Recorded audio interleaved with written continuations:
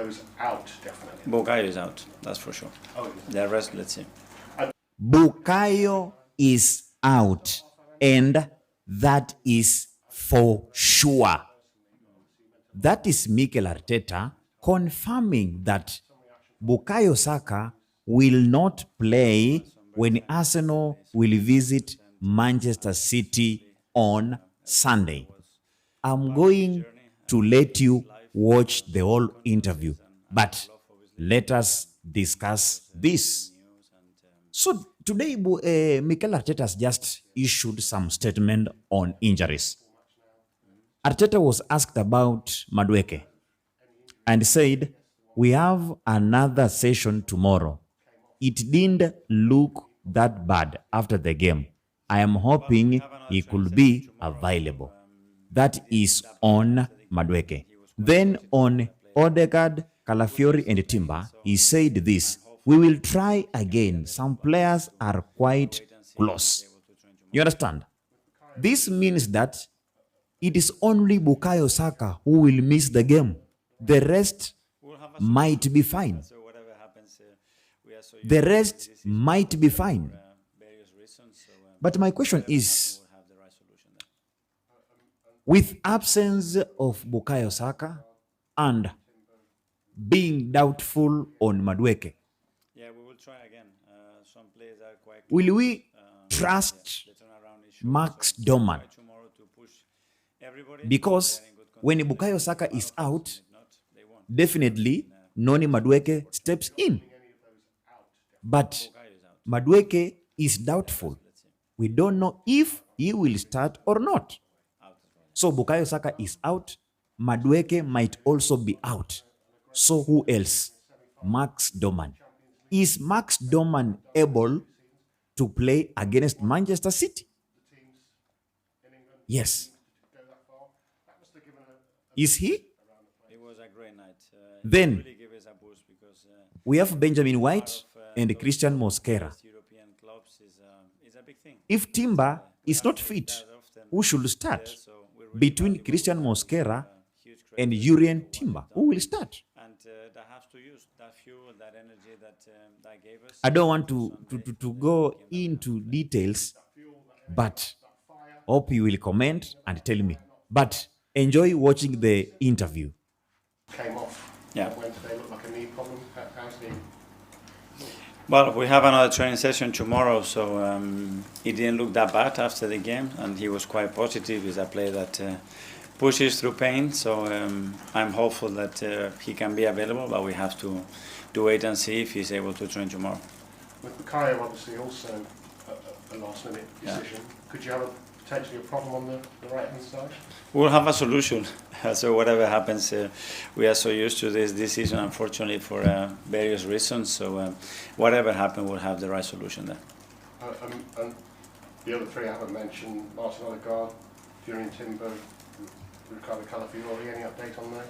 Yeah, we will try again. Some players are quite close, but yeah, the turnaround is short, so we will try tomorrow to push everybody, and if they're in good condition, they will be part of us, and if not, they won't. They haven't been in the last few weeks, unfortunately. So you're not ruling any of those out, definitely? Bukayo is out, that's for sure. Oh, The rest, let's see.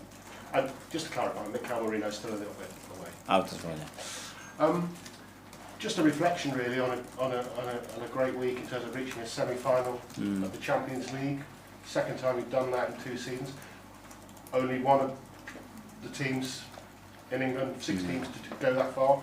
That must have given a boost around the place. It was a great night. It really gave us a boost because to be part of those top best European clubs is a big thing, and we haven't been that often there, so we really value what we did. We give huge credit to the players for what they've done, and they have to use that fuel, that energy that gave us for Sunday, for the big game that we have to play. That fuel, that energy, that fire that you were speaking about, fire not fear.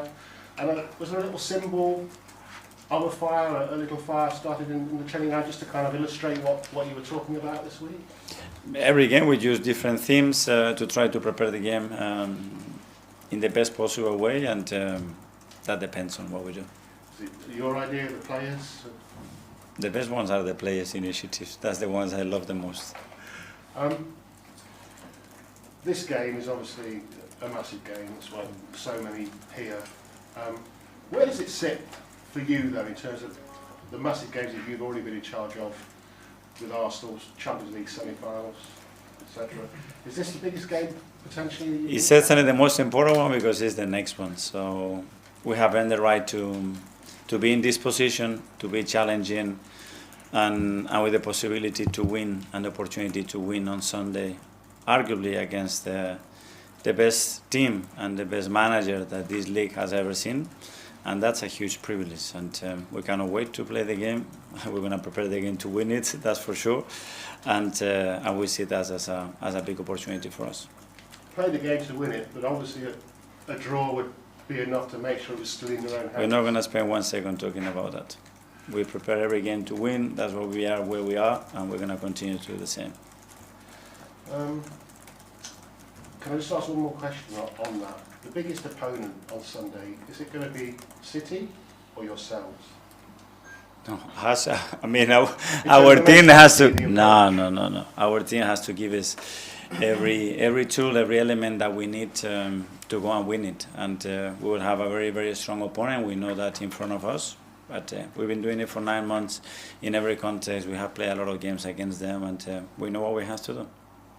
Live from the Premier League. I'm Mikel. Good afternoon. After the Chelsea game, Pep said it's the mindset, not the tactics. Especially at this stage of the season, and on Sunday, how much the mentality, the resiliency, the attitude will be essential, not necessarily just tactics. Yeah, I think it's a big part of that. I mean, everything plays a part in a match. Technique as well, obviously, because without that, there is nothing.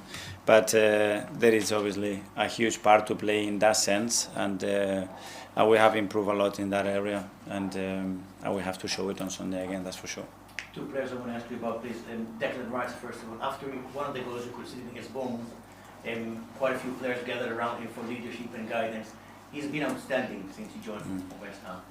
This weekend, would that be the biggest Premier League game for him as an Arsenal player? I don't know. I think it's unquestionable the role that he has at the club, in the team, and he has earned it day by day. So the impact that he's had on us and in our way of playing, the way we are competing, and where we are, it's a big part because of what he's done and what he's brought to the team as well. So Sunday is another opportunity for all our players to deliver that again. Can I please ask you about Max Dowman, if you decide to start him on Sunday because of injuries or other reasons? How confident are you that he's ready for the occasion? He will be ready, I'm sure. You throw him in any context, this kid, you know what he's going to be delivering, and he's shown that this season and in whatever games that we used him. Alex, BBC. Hi, Mikel. Hi. Pep said that if Arsenal win on Sunday, the title race is over. Do you see it like that?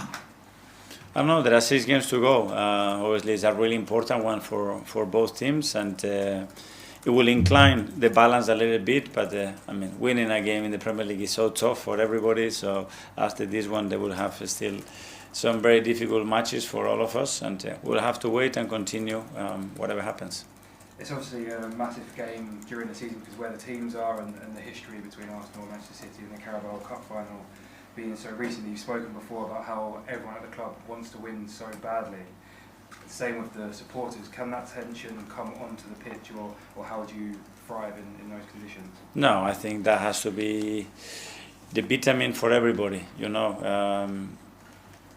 In whatever we do, that's going to be what elevates us to be better and to thrive us to be better, to have more hunger, more desire to do it, but never in a negative way. Ian Toxwell. Hi Mikel, how are you? Good, thank you. Who's under more pressure on Sunday? You, because you're out in front, you've been out in front for a long time, or City because they're trying to catch you?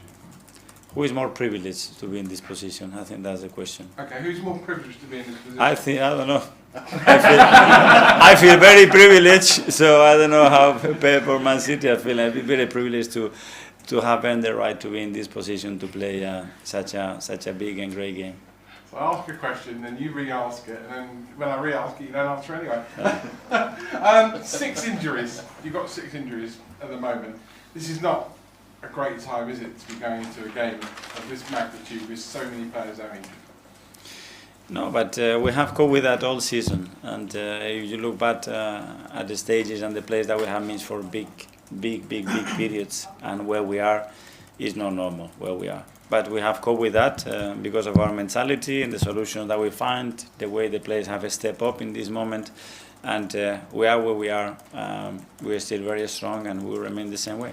Finally, a player you know well, it was the last time you'll be coming up against him, Bernardo Silva. He's leaving City at the end of the season. He's won 15 trophies, been there nearly 10 years. Just outline for us what a magnificent professional he's been, in your opinion, not mine. Incredible player and incredible person as well. So first time I watched him live, it was at PSG Monaco. Straight away I fall in love with him. Not only the way he plays, the way he competes, the way he lives the game, the desire, the hunger that he has, and then obviously we spent 4 years together. He's a top guy. You see him in any circumstances, and he delivers always his very best. One of those players that I think is marks history in the Premier League. Thank you. Art from Etihad. Hi, Mikel. Hi.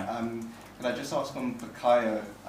We've seen this week, obviously, with Hugo Ekitike at Liverpool getting an Achilles injury, how important it is to manage that kind of return, that because of how, I guess, how big those injuries can be for players when they happen.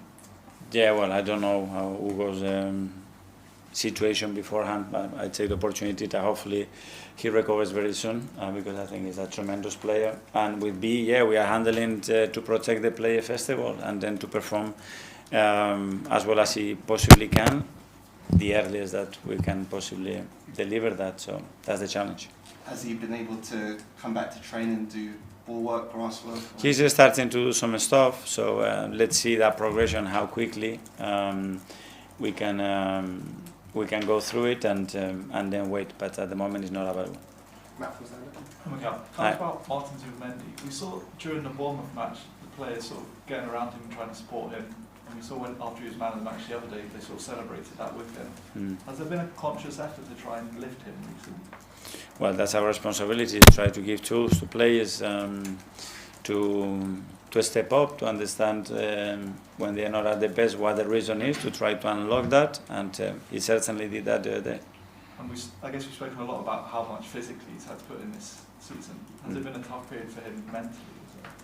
Well, I don't know, but when you see that reaction, it's because the Players Festival value everything that he's doing for the team, and because the type of person that he is. And when someone reacts in the manner that he did in a quarterfinals in the Champions League to play at the level that he did, big credit to him.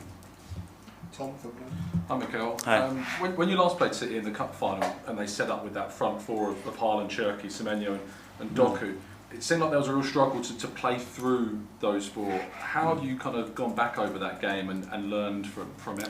They've done it in the past. There are some moments that we are struggling, we didn't make the right decision. Sometimes that we break that press and then we didn't take advantage of that. Every tactic has its issues, its opportunities as well. And in relation to what they do, we will adapt and we'll do the same. And can I ask you about Mosquera, because he's been a player that had to adopt different positions this season, playing internally and also, as we saw on Wednesday, at right back. What is it that drew you to him, and how impressed have you been with his adaptation this season at such a young age as well? Well, that's one of the qualities that we liked about him. And when Andrea proposed the player, he knew him very well from Valencia, and we started to analyze him, and we need a player of that profile. And it's surprisingly positive the way he's done it, because to ask him to set in the Premier League at this level is one thing, to ask him to play in 3 different positions, regardless of the moment of the position, it's something else, and he's been phenomenal. Charles from Goal. Hi, Mikel. Just on Declan and the captaincy, you said on Wednesday that the players made that decision. What did you mean by that? Was there another vote like in the summer, and if so, why was that? No, because there is a captain, there is a vice captain, and after that there are 3 or 4, and the votes are very small. So at the end is they have to feel who is the best person to represent. It can be the moment, it can be the longevity that they've been at the club, and they decided that it was Declan. So great. Does this have any sort of long-term significance for the captaincy? I presume when Martin's fit, he's still captain. And I don't think so. No. Okay, James ESPN. Hi, Mikel. Hi. How relevant is the Carabao Cup final and what happened to Sunday? For us now, to learn from that game and the things that we want to change for the next one, and the pain that we felt afterwards in the right way on Sunday. You were always obviously so respectful of Pep and of City, but I mean in that game, Ryan Cherky was doing keepy uppies with the ball in play, he was feigning injury, and sort of goading the Arsenal fans. Do you use any of that as motivation? No, I think every player has his way to express it, and you have to respect that. It's part of football. You are allowed to do it, and you can react in the manner that you want. But I think the player has to be respected because he's entitled to those things. And the last game up there, obviously that ended with Haaland saying, "Stay humble" to you at the end. Did you ever get to the bottom of that? What that was about? No. Did you ever speak to him about it? No. Or Pep? If I have to talk about all the things that are being said on the pitch, I think we'll have some big meetings. But it's quite unusual for a player to say that No, to a manager. no. Not that much. Have you heard worse? Don't worry, the mics are coming in football, I don't know when, so that's one of the nicest things that you can get told. Okay, we'll do the last couple in the as live section. Firstly, Phil from PA. Hi, Mikel. Just slightly following on from that, I suppose. Do you sort of expect that there will be that fireworks or rivalry on the pitch on Sunday, just because of what's happened in previous times up there? Well, I mean, it's obviously an extremely competitive match against top sides that are looking to win the Premier League. It doesn't get better than that, and that competition for sure is going to be seen on the pitch. Would you sense maybe from your players that they'd like to get one over City, particularly more than perhaps maybe any other side? Not in particular. It's about what we want and how we're going to get it done, and that's more than enough for us. And just finally, I appreciate earlier you said you didn't want to Pep respond directly to Pep's comments that if they lose it's over, but do you feel that if you win it's at least a major step in the right direction? I mean, winning at this stage, you are a bit closer. We win the first game in the semi-final of the Champions League, we're going to be closer, that's for sure, and that's why we want to win the game on Sunday, that's clear. And in the as live finally, we'll go to Stefan from BG Norway. Hi. Not surprising, I'm going to ask you about Martin Odegaard. When you look at his season, with all the injuries and the setbacks and also the responsibility he has being a captain here and for the national team, what does a season like the one Martin has had now reveal to you about a player? What does it tell you about a player, and what has it told you about Martin? Well, I think I need to go back 5 years to talk about the player, because I think the sample is much bigger, and what Martin is giving to this club, to this team, to me in particular, it's huge. And injuries are part of football. He's been very, very unlucky this season, but his anger and desire to be with the team is there, and every time he plays, obviously, you see that difference that he makes for us.